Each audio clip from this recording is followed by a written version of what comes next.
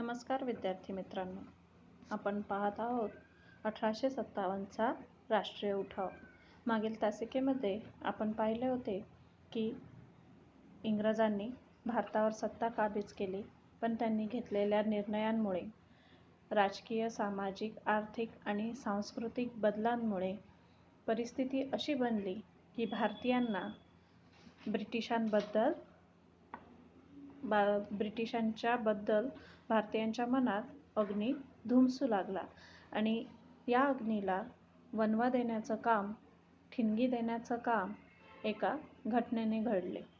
ते म्हणजे एनफिल्ड बंदुकांच्या काडतुसांना डुकराची आणि गायीची चरबी लावलेली असते ही बातमी सगळीकडे पसरली. तसं तर हा धुमसणारा अग्नी सर्वांच्या मतानुसार 31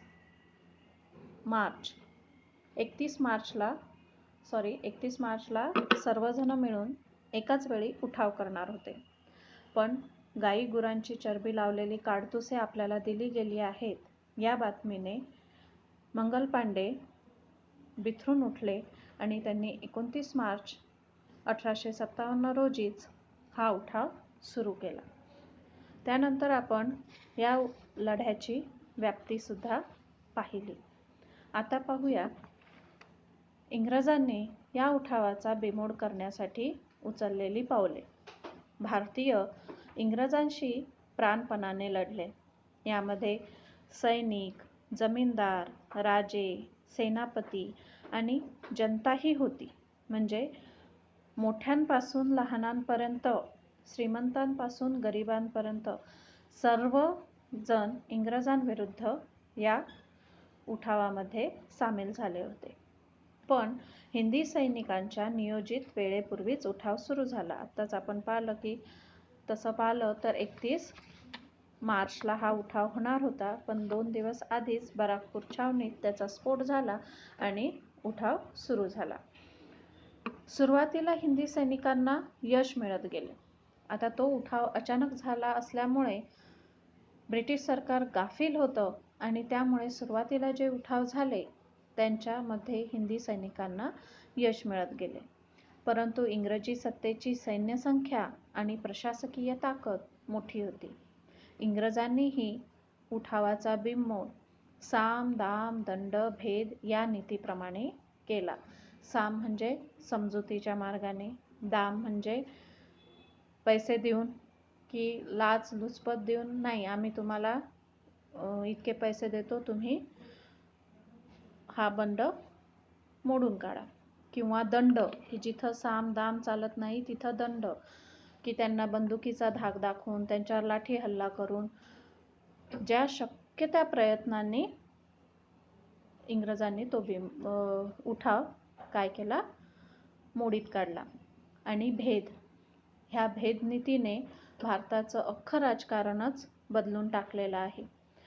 ज्यावेळेस आपल्या सोबतीच्या माणसाला आपल्याबद्दल फितूर केल्या जातं त्यावेळी तो शत्रूपेक्षाही घातक ठरतो.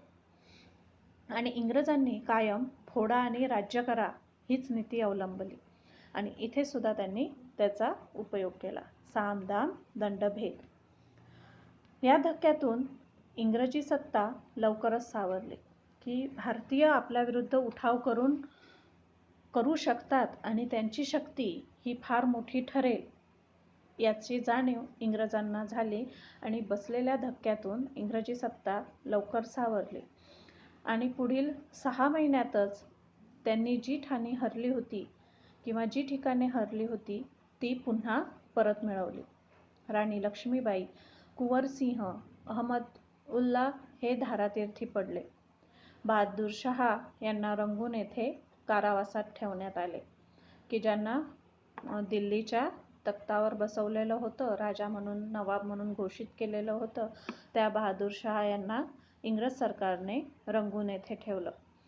नानासाहेब व बेगम हजरत महल यांनी नेपाळमध्ये आश्रय घेतला. तर तात्या टोपे 10 महिने इंग्रजांशी लढत राहिले, पण फितुरीमुळे ते सापडले. शेवटी काय झालं, फितुरीमुळेच राजकारण घडलं आणि तात्या टोपे इंग्रजांच्या तावडीत सापडले आणि त्यांना फासावर जावे लागले. अशा रीतीने सन 1858च्या अखेरीपर्यंत इंग्रजांनी हा लढा कठोरपणे दडपून टाकला. म्हणजे भारतीयांनी जरी त्याच्या विरुद्ध आवाज उठवला होता तरी इंग्रजांनी सर्व नीतींचा अवलंब करत हा लढा मोडीत काढला. बसलेला धक्का फार मोठा होता. इंग्रजी सत्तेला जो धक्का बसला तो फार मोठा होता. पण तरीसुद्धा त्यातून सावरून ब्रिटिशांनी भारतीयांचा हा उठाव मोडून काढला. जरी लढ्याची सुरुवात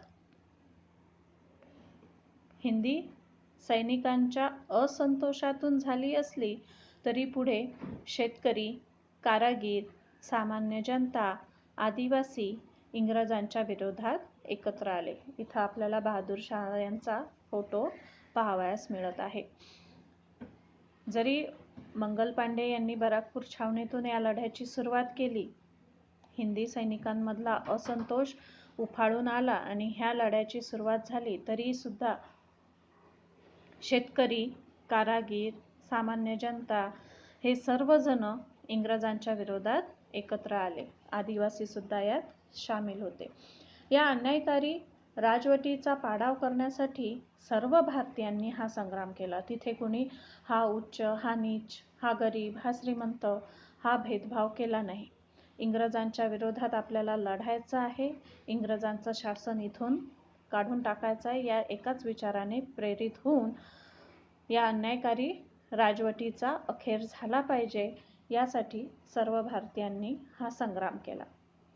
या लढ्यात हिंदू, मुसलमान, विविध जाती जमातींचे लोक मोठ्या ताकदीने उभे राहिले. इंग्रजांचे भारतातून उच्चाटन करणे हे सर्वांचे समान ध्येय होते आणि या पाठीमागे स्वातंत्र्याची प्रेरणा होती. म्हणूनच या लढ्याला व्यापक राष्ट्रीय स्वरूप प्राप्त झाले आणि या लढ्याचा उल्लेख 1857चे स्वातंत्र्य समर असे केले जाते. म्हणजे इथं कुणी हिंदू नव्हता, कुणी मुसलमान नव्हता, तर सर्व जाती जमातींचे लोक इंग्रजांविरुद्ध एकजुटीने उभे राहिलेले दिसून आले. फक्त सर्वजण एकाच ध्येयाने प्रेरित झालेले होते की इंग्रजांना भारतातून काढून टाकणे आणि आपण स्वतंत्र होणे. ही एकच प्रेरणा सगळ्यांच्या मनात होती आणि म्हणूनच याला 1857चा स्वातंत्र्य समर असे म्हणून म्हटले जाते, गौरविले जाते. मग हा लढा एवढ्या मोठ्या प्रमाणात होता, व्यापक प्रमाणात होता, सर्व भारतीय एकत्र झालेले होते, सर्व जाती जमातीचे सर्व तळागाळातून लोक जर या उठावात सामील झाले होते तरी सुद्धा हा लढा यशस्वी होऊ शकला नाही. तर हा लढा अयशस्वी होण्यामागची कारणे कोणती? तर ती कारणे पुढील प्रमाणे आहेत. या लढ्याचा प्रसार भारतभर झाला नाही. हा लढा काय झाला? पूर्ण भारतात एकाच वेळी झाला नाही. उत्तर भारतात लढ्याची तीव्रता अधिक होती आणि उत्तरेकडेही राजपुताना, पंजाब, बंगालचा काही भाग, ईशान्य भारत हे प्रदेश लढ्यापासून अलिप्त राहिले. म्हणजे जे उठाव झाले, जिथं इंग्रजांसोबत लढा झाला, तो पूर्णपणे एकाच वेळी झाला नाही. जर एकाच वेळी झाला असता तर काय झालं असतं? इंग्रजांना सर्व बाजूंनी लढा देणं किंवा एवढी मोठ्या भारतीय जनतेला सावरणं शक्य झालं नसतं. पण हा लढा पूर्ण भारतभर झाला नाही. वेगवेगळ्या ठिकाणी वेगवेगळ्या वेळी हा लढा होत गेला. त्यामुळे काय झालं? इंग्रजांना त्यांचा बिमोड करणे सहज शक्य झालं. सर्वमान्य नेत्यांचा अभाव होता. लढ्यात भारतीय पातळीवर इंग्रजांच्या विरोधात सर्वमान्य नेतृत्व निर्माण होऊ शकले नाही. त्यामुळे इंग्रज विरोधात एकसंघपणा आला नाही. काय झालं होतं? हा उठाव प्रत्येकाच्या मनात होता की ब्रिटिश सरकारची सत्ता नकोय. या एका विचाराने प्रेरित होऊन घराघरातून लोक बाहेर पडले. पण या लढ्याचं नेतृत्व कुणी करावं? आपण एकदा बाहेर पडल्यानंतर कुणाच्या म्हणण्याप्रमाणे चालावं? याच्यानंतरची आपली नीती काय राहील? हे सांगणारा असा सर्वमान्य असा नेता नव्हता. ज्याला जे वाटेल जसं वाटेल त्या पद्धतीने तो उठाव करत होता. सर्वमान्य नेत्याचा आणि सर्वमान्य नेतृत्वाचा अभाव असल्यामुळे सर्वजण एकसंघपणे लढू शकले नाही. नेता असेल तर लोकांच्या विचाराला दिशा मिळते की आपल्याला या दिशेने पाऊल उचलायचं आहे. जर समोरच्याची नीती अशी असेल तर आपण ही नीती अवलंबली पाहिजे असं मार्गदर्शन करणारा कुणीतरी हवा असतो आणि तसं भारतीयांच्या या उठावात झालं नाही. त्यामुळे हा लढा अयशस्वी ठरला. राजे रजवाड्यांच्या पाठिंब्यांचा अभाव. इंग्रजी सत्तेचा त्रास जसा जनतेला होत होता तसाच तो संस्थानिकांनाही होत होता. परंतु काही सोडले तर इतर संस्थानिक इंग्रजांशी एकनिष्ठ राहिले. म्हणजे सर्व राजे रजवाडे किंवा संस्थानिक या लढ्यात उतरले नाहीत.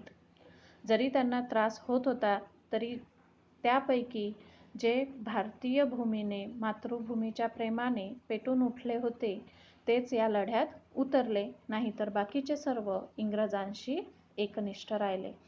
त्यामुळे सुद्धा हा लढा यशस्वी होऊ शकला नाही. भारतीय सैनिकांकडे लष्करी डावपेचांचा अभाव होता. भारतीय सैनिकांकडे शौर्य होती, संख्या होती, परंतु योग्य वेळी योग्य डावपेच त्यांना आखता आले नाहीत. दिल्ली जिंकल्यानंतर ती टिकवता आली नाही. तसेच उठावकऱ्यांजवळ पुरेशी शस्त्रास्त्र नव्हती, तर इंग्रजांकडे मोठी आर्थिक ताकद, शिस्तबद्ध सैन्य, अद्ययावत शस्त्रास्त्र व अनुभवी सेनानी होते. दळणवळणाचा ताबा त्यांच्याच हातात असल्यामुळे त्यांच्या हालचाली जलद होत. यामुळेच भारतीय सैनिकांचा त्यांच्यापुढे निभाव लागला नाही. लढाया या केवळ शौर्यावर नाही तर लष्करी डावपेचांनीही जिंकाव्या लागतात. काय झालं होतं की भारतीय सैनिकांकडे शस्त्र होतं, शौर्य होतं, लोकसंख्या होती, पण योग्य डावपेच नव्हते. आपल्याला कोणत्या पद्धतीने नीती अवलंबली पाहिजे याचं त्यांना ज्ञान नव्हतं. दिल्ली तर लगेचच जिंकली, पण ती जिंकलेली दिल्ली राजधानीचं शहर त्यांना टिकवता आलं नाही. आणि उठावकरी कोण होते? सामान्य जनता होती, शेतकरी होते, आदिवासी होते. मग इतक्या जणांजवळ पुरेशी शस्त्रास्त्र नव्हती. तर इंग्रज हे काय होते? त्यांच्या देशात यांत्रिकीकरण झालं होतं, नवनवीन शस्त्रास्त्र होती. त्या शस्त्रास्त्रांची ओळख सुद्धा भारतीयांजवळ नव्हती. म्हणजे यांच्याजवळ जर तलवारी असतील तर त्यांच्याजवळ बंदुका होत्या. त्यामुळे पुरेसा शस्त्रसाठा नसणे आणि इंग्रजांजवळ काय होतं? पूर्ण महसूल व्यवस्था होती भारताची, त्यामुळे आर्थिक ताकद जास्त होती. त्यांचं सैन्य कायम शिकवणीतलं होतं, त्यामुळे शिस्तबद्ध सैन्य होतं. नवनवीन अद्ययावत शस्त्रास्त्र होती. अद्ययावत म्हणजे त्या काळात तेव्हाच्या वेळे जे सर्वात चांगली शस्त्र असतील ती कुणाजवळ होती? इंग्रजांजवळ होती. त्याचबरोबर अनुभवी सेनानी होते की युद्ध कसं खेळायचं, कोणती नीती अवलंबवायची याचे डावपेच आखणारे अनुभवी सेनानी होते. तर भारतीयांजवळ साहजिकच याचा अभाव होता. दळणवळणाचा ताबा सुद्धा, दळणवळण म्हणजे एकमेकांच्या संपर्कात येण्याची माध्यमे, म्हणजे टेलिफोन यंत्रणा म्हणा किंवा तार यंत्रणा म्हणा, ह्या सर्व कुणाच्या ताब्यात होत्या? इंग्रजांच्या ताब्यात होत्या. त्यामुळे काय झालं होतं, भारतीयांचा उठाव एका ठिकाणी झाल्यानंतर इथं काय घडलं आहे, कोणत्या हालचाली सुरू आहेत हे दुसऱ्या ठिकाणापर्यंत पोहोचविण्यासाठी वेळ लागत होता. कारण तार यंत्रणा, टेलिफोन यंत्रणा कुणाच्या ताब्यात होती? इंग्रजांच्या ताब्यात होती. आणि इंग्रजांना तातडीने जलद गतीने संदेश दुसऱ्या ठाण्यापर्यंत पोहोचवता येत होता. तिकडून तातडीने मदत मागवता येत होती सैन्याची. भारतीयांच्या बाबतीत तसं नव्हतं. त्यामुळे इंग्रजांच्या हालचाली जलद होत्या आणि आपल्याला आता कोणती नीती अवलंबवायची आहे हे इंग्रजांना बरोबर कळत होतं. इथं काय घडलंय हे दुसऱ्या ठाण्यापर्यंत पोहोचण्यासाठी भारतीयांना वेळ लागत होता आणि त्यामुळे त्या ठिकाणी काय घडलंय हे न कळल्यामुळे भारतीयांचा काय होत होता? बिमोड होत होता. आणि लढाया हा फक्त शौर्य किंवा आम्हाला आलेल्या रागावर जिंकता येत नाही, तर काही वेळा डावपेचही आखावे लागतात, त्यांनीही जिंकावे लागतात. तसेच इंग्रजांचे रशियाशी सुरू असलेले क्रिमियन युद्ध नुकतेच संपले होते. यामध्ये इंग्रजांचा विजय झाला होता.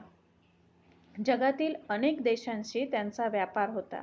इंग्रजांची आरमारी ताकद मोठी होती आणि या उलट उठावकऱ्यांची परिस्थिती होती. आंतरराष्ट्रीय परिस्थिती सुद्धा कशी होती? इंग्रजांना अनुकूल होती. इंग्रजांचे रशियाशी सुरू असलेले क्रिमियन युद्ध नुकतेच संपले होते आणि यामध्ये सुद्धा इंग्रजांचा विजय झाला होता. तसेच जगातील अनेक देशांसोबत ब्रिटिशांचे काय होते? व्यापार होते. त्यांची आरमारी ताकद म्हणजे समुद्रातलं सैन्य हे सुद्धा मोठं होतं. आणि या उलट परिस्थिती कोणाची होती? उठावकऱ्यांची होती. उठावकरी कोण होते? भारतातील सामान्य जनता होती. त्यामुळे या सर्व परिस्थितींचा विचार करता हा लढा अयशस्वी झाला. मग आता असा प्रश्न येऊ शकतो, लढा अयशस्वी होण्याची कारणे कोणती? मग ही कारणे तुम्हाला लिहावी लागतील. सविस्तर उत्तरे लिहा मध्ये जर हा प्रश्न आला तर हा प्रत्येक मुद्दा तुम्हाला काय करावा लागेल? 1-2 ओळीत असा विस्तारित स्वरूपात लिहावा लागेल. आणि थोडक्यात उत्तरे लिहा म्हणून आलं तर या प्रत्येक मुद्द्याचा तुम्हाला एक पॉईंट करून ते मुद्दे लिहावे लागतील. आता यापुढे पाहू आपण या स्वातंत्र्य लढ्याचे परिणाम काय झाले. लढा तर आपण हरलो होतो, अयशस्वी झाला होता तो लढा, पण तरीही याचे दूरगामी परिणाम आपल्याला पाहावयास मिळतात आणि ते आपण पाहू पुढील भागात.